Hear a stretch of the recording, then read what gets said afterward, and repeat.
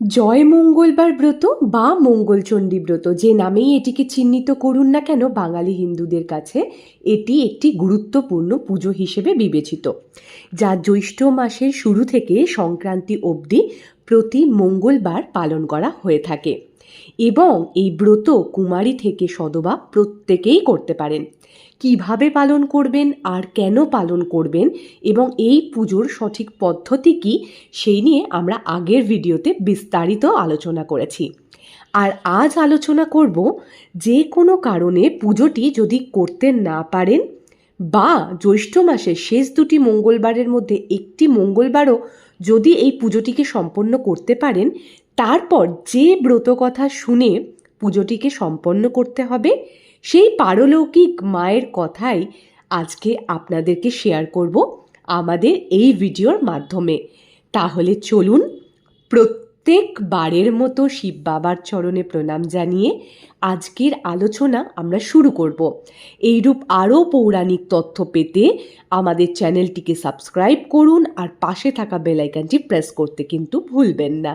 মায়ের বিভিন্ন রূপ ও মাহাত্ম্যের কথা আমরা অনেক শুনেছি, আর এই বিভিন্ন রূপের মধ্যে আদি শক্তিরই একটি রূপ হল মা মঙ্গলা চণ্ডী।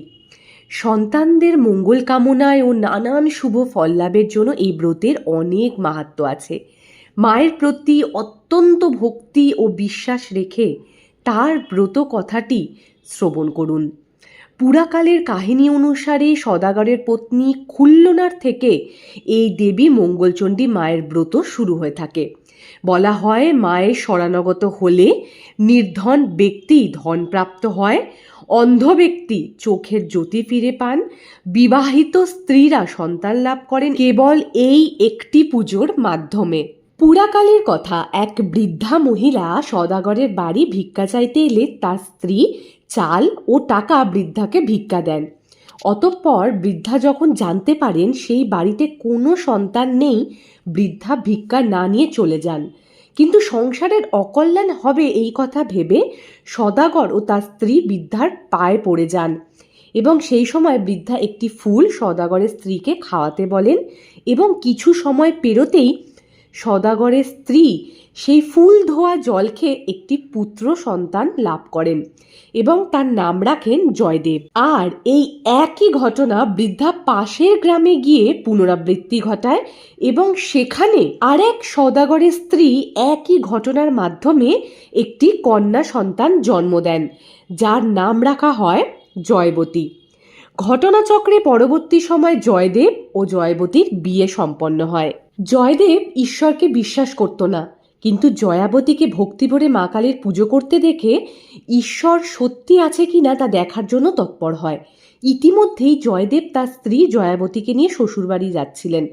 কিছু ডাকাত দল তাদের ওপর হামলা করে এবং জয়াবতীর সমস্ত সোনার গয়না ডাকাতের থেকে বাঁচাতে জয়দেব পাশের পুকুরে ফেলে দেয়।